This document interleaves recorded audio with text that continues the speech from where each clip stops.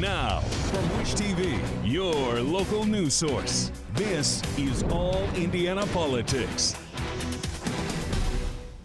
Thank you so much for joining us for All Indiana Politics. I'm Alexis Rogers. We're starting today by talking about the race for governor in Indiana, the 2024 election. There is at least one candidate to already enter the race. Eric Doden is already on the campaign trail, hoping to succeed Eric Holcomb.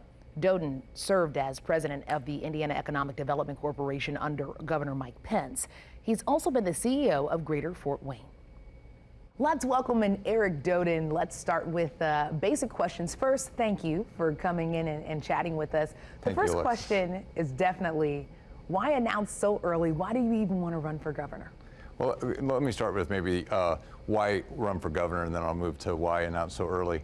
But the reason to run for governor, I think it has to be about people and creating opportunities for people. I grew up in Butler, Indiana, a town of 2,500 people, and I had a lot of people invest in my life that created conditions that allowed me to do some really special things in my career, including head up the Indiana Economic Development Corporation and be involved in statewide leadership under Governor Mike Pence. And I think we want to create the same conditions for people all over the state of Indiana that allow them to have not just prosperity, but opportunities for growth and improvement in their lives. And I think that's why people should run for political office, is to create those conditions that help people have a better life. And when it comes to how early, some folks are like, you know what, we're not even to 2022 yet. How do you respond to them of how early you're starting? Yeah, it's really simple. We did an analysis of what it would take to do a listening tour to all 92 counties, and you can do about 45 counties a year. And then you have to have the last year where it's a very much of what we call the dead sprint, where you're doing a lot of meetings and things that are very quick and efficient. But during the first 2 years, we're able to really sit down with about 20 plus leaders per county, engage in a conversation, have plenty of time to do that over coffee, and get to know their issues, their concerns, things that they would like to see us think about from a state government perspective. So it really is about having that time to listen to people. What I love so much about being able to do interviews like this is that people get a chance to know you, where you stand on things. We've had 3 straight Republican governors, all somewhat different in their styles. Are you much more like Mitch Daniels, Mike Pence, or Eric Holcomb? Well, look, I think ultimately people will have to decide my style, but I would say that my style is kind of 2 things: high affirmation, high expectation. So what we want to do is affirm people, be relational, but we want to have expectations that we have communities that are vibrant, that we have communities that are really attracting population growth, and that they should expect us to have good, efficient, effective government. And I want to be held accountable, and I also want to make sure that we surround ourselves with a team that delivers the best service possible to the people of Indiana. You've really based a lot of your early campaign on pitching this idea that you want to see Indiana be bold. What does that mean to you, and where has Indiana been bold so far? Well, I think unfairly, the entire Midwest has sort of been labeled as 2 things, right? The Rust Belt state, or the Rust Belt, and then also the flyover state. And, for those of us who live here, and I've lived here my entire life, we love this place, and we think those are unfair characterizations. But when you meet with people in certain communities, there are things that we do need to fix and to clean up. Factories that have been left over from a bygone era that are in a state of disrepair, and they're not economic value added, they're not improving the lives of people. And so these are some of the things that I think we need to fix and to improve, and to make sure that we have vibrant communities that people can be super proud of to be part of. One of the key criticisms of Governor Holcomb by some Republicans is that he went too far with his COVID-19 restrictions and that he put in place. In your opinion, did he go too far, and what would you have done differently? Well, I'm here to really focus on the future and not really have an opinion much about, we have great leaders that have been in the past that have done great things for our state. And they've laid this foundation for us to build on to be able to be successful in creating these vibrant communities across the state of Indiana. But I would say, from my perspective, like on something like mask, people have asked, where do you stand on mask mandates? I really don't think government's responsibility is to mandate things. In fact, when government does mandate things, especially with people that value liberty and freedom, it tends to not be received well. I think government really should be in the business of educating people, making sure they're well informed so that they can make an informed decision. We're not out of this pandemic yet, and we don't know what a timeline really looks like we haven't seen something like this in about 100 years. So if you were elected into office and we face something like this, what are some of the things that we could expect from you in the future? Well, look, we're going to pay attention to what the science says. We're going to educate people well, and we're going to focus on things that will make sure that people are well informed. I believe in making informed decisions, and to do that, you have to have a government that's capable of giving good information and making sure that we have the right information from the right sources and that we're accurate with that information. So I do think that we're going to continually have to make sure that we have good information that we're given to people that's accurate. When it comes to some of the legislation that people could possibly expect from you, a lot of folks are talking about the Texas-style abortion law. They're wanting to know where their potential lawmakers stand when it comes to that. Are you looking to instate something like that? Well, first of all, I mean, to be clear, I'm running for governor. I'm not a legislative branch, so they produce laws. I'm the one that is more on the executive side to make sure that government runs efficiently and effectively. For sure, but as we all know, the governors have a lot of impact. Oh, they do. They do, for sure. Ways. And so, look, I mean, I'm very upfront about this. I think voters have a right to know where we stand on these positions, and I'm 100% pro-life and have been, and I will continue to be that. And we'll have to see what happens with the Supreme Court and how they rule on some of these topics, and then we'll have to see what the legislative branch decides. But I think the voters should understand that I'm pro-life. When it comes to the biggest part of our Indiana state budget, it's education. It's one of the biggest parts. Yeah. It's the state's public education system. What are you thinking about what we should be doing with our public education system here in Indiana? Well, we're going to have some ideas that we're going to roll out. I think a lot of our ideas are going to center around parent engagement, making sure that they fully understand and are transparent about not just what's being taught, but what the cost of education is and how they can participate in education. But some of those ideas are still going to be rolled out here over the next year or two. We're also meeting with a lot of our educational experts, just trying to understand their perspective. And that's the benefit of starting early and having a listening tour. I can tell you that our family is very passionate about education. Our kids have been in schools and they're going to college, and I have a wife that's been on a school board, so this is a very important issue to us. But we're going to be rolling out, I think, some very creative things over the next couple years, and then we'll have a chance to see how people respond to those. Let's talk about economy real fast, because that's what's on a lot of people's minds out there, especially after this pandemic. What is going to allow our economy to burst in a good way here in Indiana? Is it going to be manufacturing? Is it going to be, technology innovation? Where do you see us really upping our economy? Yeah, I think right now in the economy, it's about attracting and retaining our talent. It's about creating communities and vibrant communities that where our kids and grandkids want to live and stay and work. I have a lot of parents and grandparents come up to me thanking me for all the energy that's been created in places like South Bend, Elkhart, and Fort Wayne through regional cities because it's allowed us to improve the community to the point where their kids and grandkids are now coming home, bringing their talents here. So I think that there's been a lot of emphasis on jobs and job growth. I think we have to have an equal amount of emphasis on talent attraction and retention, and that's really going to set the stage for the new economy. The new economy is driven by talent and where talent wants to live and work and do their business, and I think that that's going to be a key part of our platform. Let's talk a little bit more about the future. A lot of folks, especially when it comes to certain parties, they like to know where you stand. So for president, would you rather see Donald Trump or Mike Pence in office for 2024? Well, you are throwing me a curveball, but you guys all know I have a special place in my heart for Mike Pence. He's a tremendous friend of mine, and he'd be a terrific leader. But that's really not for me to decide. I mean, the people are going to decide. First of all, they have to decide who's in the race, and we don't even know that. But they also have to decide, who is going to be their candidate. And so we're going to watch that play out. But people that know me know that Mike Pence is a special person, has been a special coach and mentor in my life. Mr. Dovin, thank you so much for coming with us, chatting with us, allowing us to get to know a little bit more about you. Until next time. All right, thank you, Alexis. Coming up, rental assistance in Indiana. More than $400 million was sent to the state to help renters struggling to make ends meet. Our Jasmine Miner explains why it's taking so long to help get Hoosiers the help that they need. Hi there and welcome back. There is a fear for a wave of evictions right here in Indiana. The federal government is sending more than $400 million to the state to help cover missed rent payments. But getting it to families who need it has been proven to be pretty difficult in much of Indiana. Jasmine Miner explains. As of September 1st, the federal government has given out $450 million to the state of Indiana, but we're finding that only 19% of that money has actually been spent. That's $1 in $5. But if you look specifically at the city of Indianapolis, the city has been able to give out nearly 70% of its money. And today I'm told it's getting closer to 100%. Well, I spoke to people at the Urban League and right here at the John Bonner Center who tell me that it's because they already had a system in place while others may be playing catch up. Over at the John Bonner Community Center, a simple website was designed where people can complete their applications. They can take pictures of documents, upload it, and it automatically codes the application into the nearest community center for that person. Tony Mason, CEO of Urban League, says the structure has saved thousands.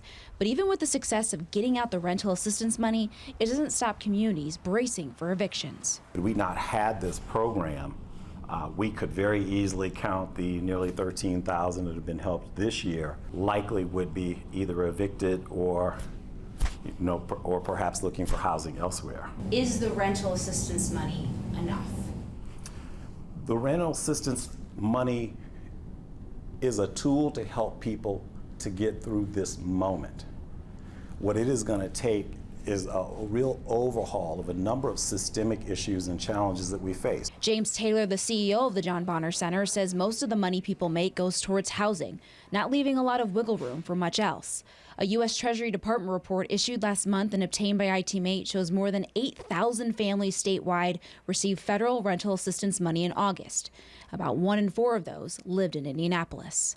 James Taylor tells me the reason counties outside of Indy and around the state may have struggled getting that rental assistance money out to people in need is because they didn't have these community centers, this network in place. And in his words, he says the traditional systems weren't built to handle the tsunami of economic peril that has come out of this pandemic. Well, he urges people in need to get plugged into your nearest community center in order to get help. I'm Jasmine Miner for Wish TV, wishtv.com, and follow us on Facebook. Take All Indiana Politics on the go with you. Download our podcast now. Part of the All Indiana Podcast Network and allindianapodcastnetwork.com. Welcome back to All Indiana Politics as we welcome in our panel. First, Senior Advisor for the Indiana Democratic Party, Drew Anderson, and the former Director of the Indiana Republican Party, Jennifer Hallowell. Both of you, thank you so much for being here with us today. Let's go ahead and start with the state's rollout of the rental assistance money. We've been talking about this a lot on our station. Earlier, we reported that less than 20% of the $400 million in rental assistance money has been allocated to Hoosiers. Drew, is there more that the state could be doing to get that money to those who need it? The answer is yes. I think this is just another example of how the Holcomb administration and the greater Indiana Republican Party just wants to not accept the relief that the American Rescue Plan is delivering for Hoosier families. And the other example is unemployment benefits, and it's because they're doubling down on an extreme partisan rhetoric that essentially is diminishing Indiana's future. And it's a shame because given all we've gone through the last year and a half, we should be uniting together. And this is just another example of them trying to diminish Hoosier families' future. Jennifer, what's your take on this? Because obviously we've actually seen Governor Holcomb talk a lot about this program. He has, and I mean, obviously the state took extraordinary measures through the pandemic to help Hoosiers and to help Hoosier businesses. And in this case, which the folks you spoke with earlier talked about the system kind of not being prepared for this kind of program throughout the state and the counties and administering it. But, you know, there's still several $100 million available for Hoosiers who need that assistance. And the state and the governor and his administration is working very hard to figure out how they can streamline the process to get the help to the people who need it. But the other thing, and I don't know why Drew would combine the two, but the other thing is we also, as you know, also need to get people back to work. And in a lot of cases, this is a challenge. It's a separate issue, but we have help wanted signs all over the state and worker shortages. And so, you know, we really need to try to focus on that as well and get people back to normal and to work and help those who need it. Let's go ahead and shift now to our earlier interview with Eric Doden. He's made an early entry into the 2024 governor's race. Jennifer, I'll start with you. What are we thinking or making of his his candidacy, and what do you think are going to be his chances to succeed Governor Holcomb? Well, I'll admit I was surprised when he entered the race as early as he did, just because it is very uncommon. But I mean, it is a smart strategy, I think, especially for someone who's not as well known throughout the state and with party regulars. So he has a lot of time that he can go and make his case and build relationships. He said a lot of really interesting things. He's got a lot of, I think, important perspectives to bring to this race. It's going to be a really interesting race for all of us to watch because, you know, we have a sitting Lieutenant Governor, Suzanne Crouch, who I think we all should assume will be running and run strong. And she's a very hard campaigner and a good fundraiser. And then we also have, you know, rumors around that U.S. Senator Mike Braun may be looking at this. U.S. Congressman Trey Hollingsworth may be looking at these. Both of those gentlemen also have some potential to self-fund. And then, of course, people are always talking about Attorney General Todd Rokita, and that's just a few. There are other people who I think are considering it. So for the Republicans, it is going to be a really interesting and likely very competitive race that's going to take a lot of twists and turns over the next couple of years, and then we'll see it play out. Drew, what about on your end of the aisle? What are you guys seeing? I know it's kind of early, but you know, folks are already starting their bids. Well, I want to respond to actually Eric Doughton's interview because he kind of told on his own party, which is that he admitted that Indiana's public schools have not been fully funded for the last 10 years. And the American Rescue Plan, thanks to Joe Biden and Indiana Democrats, got that done through the budget this year. And also he told on the brain drain that's happening in the state. And that's because the Indiana Republican Party's record on the economy is only feeding Hoosiers jobs that make us work more for less, and they've created a work more for less economy, and that doesn't help the future of Indiana families. So we're going to be campaigning on that over the next couple of years. And when it comes to the folks that could be stepping up for our side, whether it's Jennifer McCormick, Joe Donnelly, Eddie Melton, Christina Hale, we have a good bench as well, and we're ready to really crisscross the state and show up everywhere and talk about those issues because even Eric Doughton told on his own party, and we're ready to take down the road. Let's go ahead and expand to more national news. The president was out selling his two major spending bills that have been stalled in Congress last week. Democrats have self-imposed an October 31st deadline to get the bills passed. Drew, we start with you. Will these measures actually get passed? They will, and it's because Democrats have control of the government. And we're lucky that that's happening because once we pass the Build Back Better agenda, that means more broadband money for the state on top of the $250 million the rescue plan provided Indiana. That means better child care services on top of the $540 million that the rescue plan provided Indiana. And that also means better jobs. And it's an opportunity to dismantle that work more for less economy that I talked about earlier through the PRO Act. So we're going to get this done. Democrats are ready to turn the page and really start revitalizing our infrastructure system. Jennifer, what about you? What do you think about all of this? Well, I mean, the president's already conceded that he's not going to get the plan that he's proposing, the $3.5 trillion program. And, you know, the reason is because of Democrats. This is Democrats fighting Democrats. They can't agree on what they want to do. And there are some more moderate Democrats that are saying this is just way too much spending and we can't afford it. And so this is a fun thing to watch from the Republican side because Democrats can't even get on board with their own president on his plan. And so I think it has a long way to go. We'll be okay. We'll be okay. And I want to actually add in there that under 4 years of Trump, Republicans spent $8 trillion and add that to the debt. And they refused to pay the bill when it came to raising the debt ceiling. So Democrats actually are going to be governing. And yes, it's a little messy, but that's governing. All right, you two. I think we've come to the end of our time. Thank you so much to Drew and to Jennifer. We appreciate you both. We'll be right back. Thank you. Take care. Thank you so much for joining us for All Indiana Politics. We'll be back here next Sunday morning at 9:30. You can also find our brand new All Indiana Politics podcast as part of the All Indiana Podcast Network at wishtv.com. We want you to have a great rest of your weekend. And remember, be encouraged.